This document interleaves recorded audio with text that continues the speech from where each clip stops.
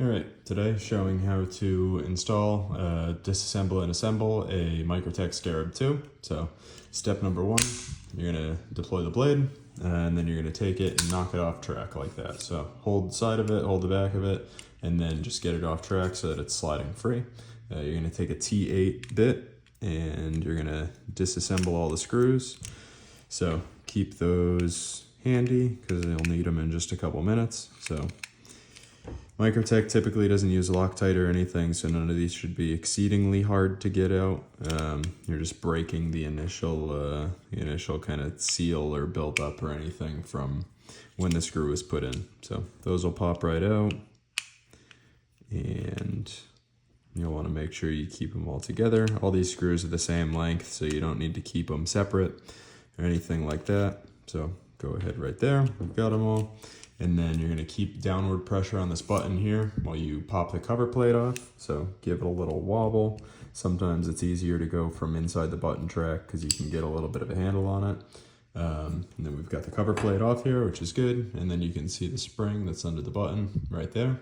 So got that. Sometimes this little guy, this tab will come off. So you just need to make sure that it's facing kind of forward like that. This is the direction we want it in. You're not going to be able to put it in any other way.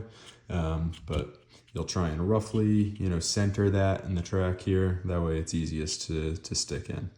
All right, so then you're going to take your button, whether it's the old one or the new one, make sure that you've got this spring in here. So if you're replacing the button, take the old spring and put it in the new button, and just make sure that you're seating it in there properly.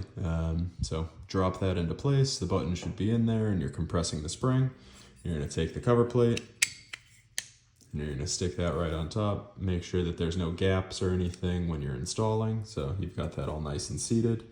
I like to take one screw, drop it in, tighten it all the way down, and then make sure that we're good.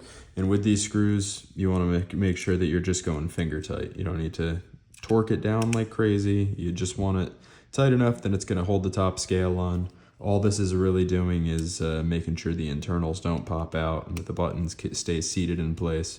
But this is just an aluminum chassis. It's not like a super strong stainless steel, or even titanium will be a little stronger, but you with the aluminum and the stainless screws, you want to be careful. You don't want to strip it out because Microtech may or may not actually warranty that for you if it's your own fault on assembly and disassembly. If you strip out the body, that's not really their fault. It's not really a manufacturing defect.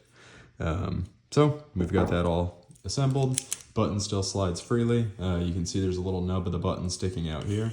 Or the blade. So you're gonna just take the blade, lock it all the way out like that. So we've got tension now on the button. So you can take this, fire it down, and we are good to go. So knife's back working again, and button's installed and ready to go.